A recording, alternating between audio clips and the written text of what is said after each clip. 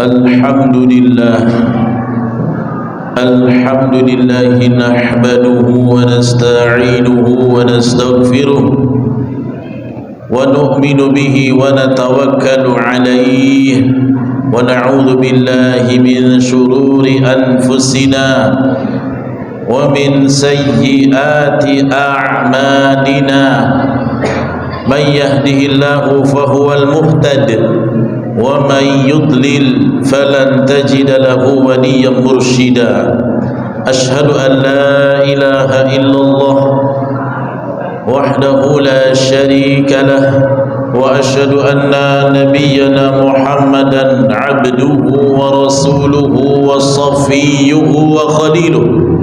Allahumma salli wa sallim wa barik ala nabiyyina Muhammadin wa ala alihi wa ashabihi wa man tabi'ahum bi ihsanin ila yaumiddin. Amma ba'd, fa ya ibadallah, usikum wa usi nafsi bitaqwa la'allakum tuflihuna fid dunya wal akhirah. قال الله عز وجل في كتابه الكريم بعد أعوذ بالله من الشيطان الرجيم يا أيها الذين آمنوا اتقوا الله ولتنظر نفس ما قدمت لغد واتقوا الله إن الله خبير بما تعملون. أما بعد. Hadirin saudaraku sekalian, ahibbati fillah. Yang pertama, marilah kita bersyukur kepada Allah dengan memperbanyak tahmid, ucapan hamdalah, alhamdulillah. Semoga dengan banyak bersyukur Allah akan menambah dan mengikat nikmat yang masih melekat dalam kehidupan kita sampai detik ini. Salawat dan taslim senantiasa kita dawamkan kepada qudwatuna Nabi kita Muhammad sallallahu alaihi wasallam dengan banyak bersolawat, dan yang paling terpenting adalah mempelajari dan mengamalkan sunnah beliau dalam kehidupan kita semua yang akan menjadi lentera bagi seluruh manusia dimanapun berada, dunia dan akhirat.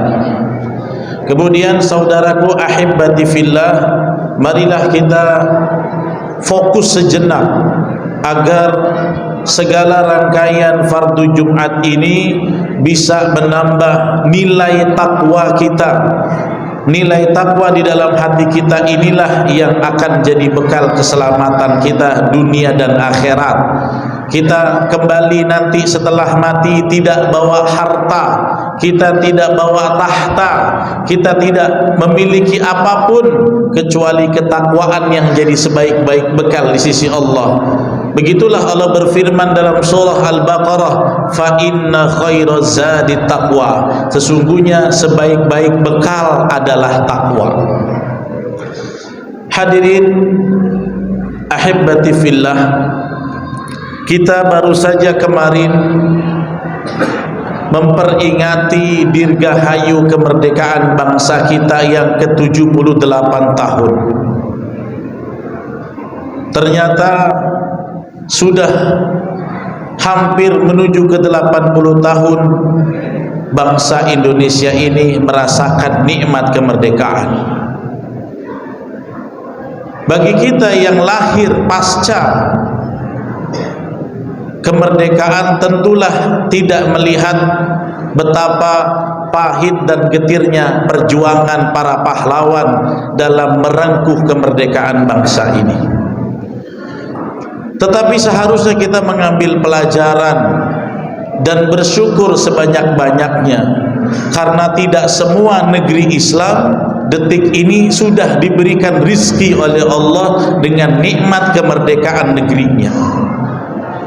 Maka kita sebagai hari ini bangsa Indonesia hidup di bawah atmosfer merdeka. Ini adalah nikmat yang sangat besar, nikmat yang agung, nikmat yang sangat harus berulang-ulang kali sedalam-dalamnya kita syukuri kepada Allah Subhanahu wa taala. Kenapa? Karena tugas kita kepada Allah sebagai hambanya di bawah negara yang merdeka tentu lebih nyaman, lebih tenang, dan lebih mudah.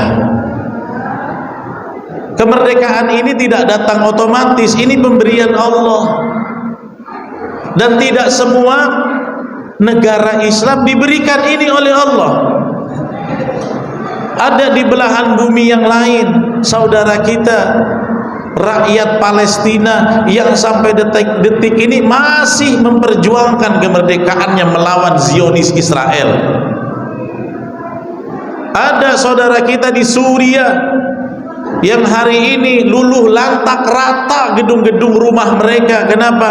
Karena terjadi perang saudara yang disulut oleh orang-orang di luar daripada negaranya yang ingin menghancurkan negara Islam. Negeri Yaman juga begitu, terjadinya kudeta. Maka hari ini kalau keluar rumah tidak membawa senjata, rasanya tidak aman. Tapi saudaraku, kita di Indonesia Allah berikan nikmat yang lebih daripada mereka yang kita sebut tadi. Kenapa? Kita diberikan nikmat kemerdekaan. Para ulama mengatakan nikmat kemerdekaan itu disebut dengan nikmatul amni, nikmat keamanan. Kenapa disebut nikmat keamanan? Kita bisa sholat Jumat dengan tenang, menggunakan pengeras suara. Kita bisa bikin pengajian, kita bisa tersenyum berjalan kaki mengendarai motor untuk datang ke masjid. Kita bisa sholat dengan sukacita tanpa beban dan tekanan. Tapi apakah saudara kita di Palestina merasakan ini? Tidak.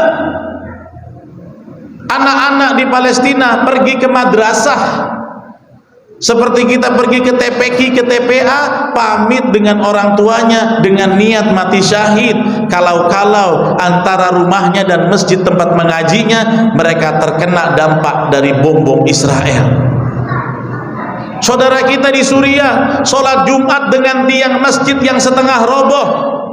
Kalau satu hari ada serangan dari musuh, maka seluruh orang yang sholat Jumat itu mati syahid di dalam sholatnya.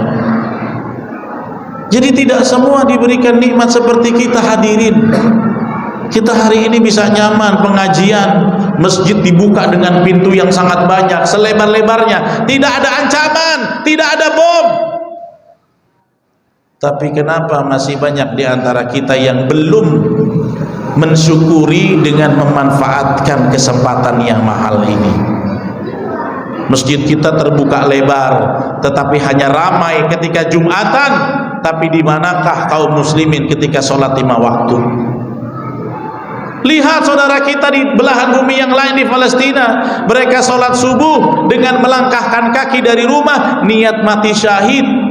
Dan setiap ibu sudah siap melepas suami dan anak laki-lakinya yang pergi ke masjid untuk tidak kembali lagi. Bisa saja bertemu dengan Zionis Israel, dibunuh, ditawan, dipenjara, atau mati ditembak, atau terkena serangan bom dari Zionis Israel. Tapi kita hari ini tidak hadirin. 78 tahun sudah merdeka. Apakah kita sudah memanfaatkan nikmat ini dengan baik? Apakah masjid-masjid sudah kita penuhi di 5 waktunya? Apakah pengajian-pengajian kita suburkan? Apakah sekolah betul-betul kita sudah maksimalkan? Ini sebenarnya nikmat yang sangat besar, nikmat yang sangat luar biasa. Maka harus kita syukuri nikmatul amni, nikmat keamanan, buah daripada kemerdekaan yang telah diperjuangkan oleh para pahlawan yang mendahului kita. Oleh karena itu, sekarang kita punya kewajiban untuk mengisi relung-relung kemerdekaan dengan hal-hal yang baik dan positif. Dan kita sebenarnya masih menuju ke kemerdekaan hakiki itu. Memang sebagai bangsa kita sudah merdeka, tapi apakah setiap kita sudah merasakan betul-betul rasa merdeka dalam hati kita masing-masing? Maka hakikat merdeka itu setidaknya ada 4. Yang pertama, merdeka yang hakiki adalah kalau Allah sudah ada di hati kita dan tidak ada zat yang lain selain Allah. Itulah kemerdekaan hakiki. Seorang hamba Allah, seorang muslim dikatakan merdeka kalau memang dia telah sukses mentauhidkan Allah, menuhankan Allah, mengibadahi Allah, dan tidak dijajah dengan keyakinan selain daripada Allah. Oleh karena itu, di dalam kitab Majmu' Fatawa, di situ dikatakan al-ubudiyatu lillah. Sebenarnya ya, fahiya haqiqatul hurriyah. Apa sih yang disebut dengan kemerdekaan hakiki? Kemerdekaan hakiki adalah ketika engkau sudah tenang dalam taraf beribadah hanya kepada Allah saja, tidak ada benda yang lain, tidak ada zat yang lain di hatimu kecuali Allah. Itulah yang disebut dengan realisasi tauhid. Hari ini banyak orang Islam yang mengatakan dirinya sudah merdeka, tetapi hatinya masih dijajah dengan keberhalaan. Pergi ke patung-patung, tempat itu patung diyakini sebagai dewa-dewa selain Allah. Hari ini ada orang Islam yang masih bersandar kesembuhan kepada kalung-kalung, kepada cincin-cincin. Mereka dijajah hatinya, akidahnya belum merdeka seperti kaum muslimin pada zaman Rasulullah, betul-betul hanya lurus mengesahkan Allah dalam setiap hati dan perbuatan. Maka yang sebenar-benar merdeka hakiki adalah kalau di hati kita ibadahnya hanya Allah saja. Itulah baru realisasi kemerdekaan sejati dapat kita raih. Yang kedua, kemerdekaan hakiki adalah ketika kita telah dapat kepada level hurriyah anil jahli, merdeka dari kebodohan. Hadirin, tahukah Anda, dulu sebelum zaman kemerdekaan yang bisa sekolah dan dapat pendidikan hanya orang-orang tertentu, hanya priayi saja.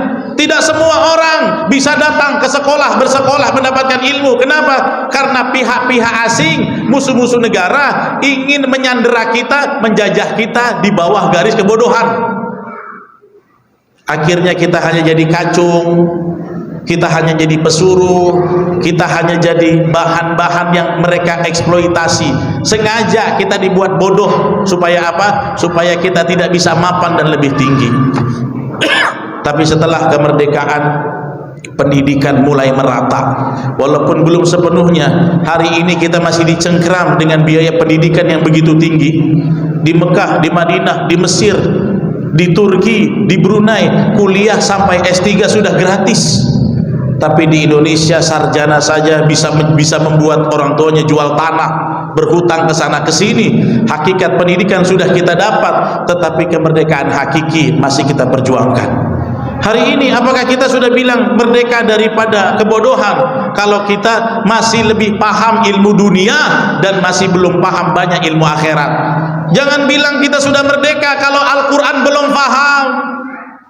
Hari ini kita bilang kita merdeka, tetapi kita tidak kenal Rasulullah, kita tidak pernah dengar hadisnya dikaji. Yang kita kaji hanyalah gaji, uang, kerja, gaji, uang, kerja. Mana Al-Qurannya?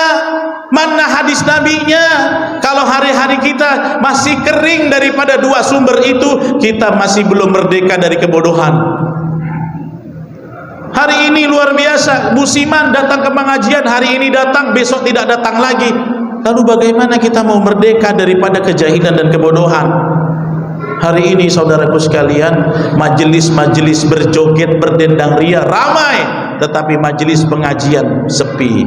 Anak-anak muda lebih suka berkonvoi, nongkrong dalam hal-hal yang jauh daripada ilmu agama.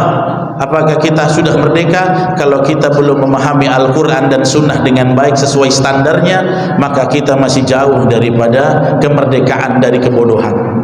Yang ketiga, kemerdekaan adalah sejatinya adalah hurriyah anil ma'asi. Ketika kita bisa berdiri di atas kaki kita, bisa melawan segala bentuk kemaksiatan. Hari ini kalau ada orang muslim hidupnya lebih banyak maksiat daripada taat, sesungguhnya dia sedang tidak sadar kalau dia sedang dijajah oleh iblis dan bala tentaranya. Coba kita evaluasi sepekan ini, apakah ketaatan lebih banyak mewarnai hari-hari kita atau kemaksiatan yang justru lebih banyak? Kalau kita lebih condong kepada kemaksiatan, kepada kemalasan, kepada perbuatan-perbuatan yang tercela, tetapi ketaatan sangat sedikit kita lakukan, maka kita masih dijajah oleh iblis dan syaitan serta bala tentaranya. Orang yang merdeka adalah bisa melawan nafsunya. Orang yang merdeka adalah yang tidak menuruti kemaksiatan. Itulah orang yang merdeka. Kenapa? Dia tidak terkekang dengan nafsu dan hawa nafsunya yang menjerumuskannya kepada neraka Allah Subhanahu wa taala. Maka kalau ingin merdeka sejati, lawanlah kemaksiatan, jadilah orang yang produktif dalam kebaikan dan kemaslahatan. Yang keempat, yang sejatinya merdeka adalah hurriyah minadz zulmi. Kalau kita sudah merdeka dari kezaliman. Hari ini kita bilang bangsa Indonesia merdeka, tapi apakah kita sudah merdeka secara ekonomi? Kita punya sumber daya Freeport, tapi uang hasilnya tidak mengalir ke negeri ini, tapi mengalir ke negeri lain. Orang-orang Indonesia bukan menjadi penikmat sumber daya, hanya menjadi kacung-kacung negara. Kenapa? Karena masih ada oknum-oknum pemimpin yang mengeksploitasi sumber daya Indonesia, bekerja sama dengan asing. Mereka yang kaya, anak negeri termarginalkan. Kenapa begitu? Karena kita masih belum merdeka dari pemimpin-pemimpin yang zalim. Kita masih mau diupah untuk memilih pemimpin, diberi uang memilih pemimpin. Akhirnya apa? Pemimpin tersebut karena telah menggunakan uangnya untuk money politik, dia akan merampok aset negara untuk mengendalikan modalnya. Makanya hari ini kalau dibilang bangsa merdeka, apakah hidup Anda masih susah? Kalau kita masih merasakan susah bersama, tandanya bangsa sudah merdeka, tapi pribadi kita belum merdeka. Untuk itu, bagaimana meraih kemerdekaan secara ekonomi dan yang lainnya? Jangan sampai di tahun politik ini kita kecolongan memberikan amanah kepada pemimpin yang menjual aset-aset bangsa ini, sehingga apa? Yang kaya hanya orang-orang paling kaya, orang yang miskin semakin terinjak dan tertindas. Inilah kemerdekaan hakiki, 4 hal. Mudah-mudahan bisa kita wujudkan bersama. Ya, Nabi SAW mengatakan yang namanya merdeka, ya, adalah seseorang itu bisa tenang nyembah Allah. Orang yang merdeka itu kalau dia ilmunya memahami Al-Quran dan Sunnah. Orang yang merdeka adalah orang yang bebas dari kebodohan. Makanya dulu ada orang yang sangat pintar, sangat bijak, sangat cerdas, bernama Abul Hakam. Tapi tahukah kenapa Abul Hakam akhirnya dijuluki sebagai orang yang terbodoh? Karena dia tidak mau ikut dengan kebenaran dari Allah dan Rasulnya. Dia tidak mau ikut Al-Quran dan Sunnah Nabinya. Maka Abul Hakam dijuluki sebagai Abu Jahal. Abu Jahal bukan orang yang bodoh secara kepintaran, dia orang yang pintar, tetapi apa? Tetapi dia tidak mau berada di atas kebenaran. Begitulah titah Rasulullah. Kita itu akan menjadi orang yang merdeka, orang yang betul-betul bebas kalau kita memang di atas kebenaran, yaitu di atas agama Islam ini. Mudah-mudahan nikmat kemerdekaan yang kita rasakan 78 tahun ini bisa kita pertahankan dengan solid, dengan kebersamaan, dengan banyak kebaikan. Jauhilah kesia-siaan dan ketidakmanfaatan, agar kita semua betul-betul bisa merealisasikan tugas kita sebagai hamba. Wa ma khalaqtul jinna wal insa illa liya'budun. Kalau kita tahu sebagai apa kita diciptakan, beribadah kepada Allah dengan tenang dan khusyuk di atas ilmu, maka kita barulah menjadi hamba yang merdeka sesungguhnya. Barakallahu li wa lakum fil Qur'anil Karim wa nafa'ani wa iyyakum bima fihi minal ayati wa dzikril hakim wa taqabbalallahu minni wa minkum tilawatahu innahu huwal ghafurur rahim. Allahumma shalli wa sallim wa sallim wa tabarrak wa barik bi dzalika wa amalika ala sayyidil ibadi sayyidina wa maulana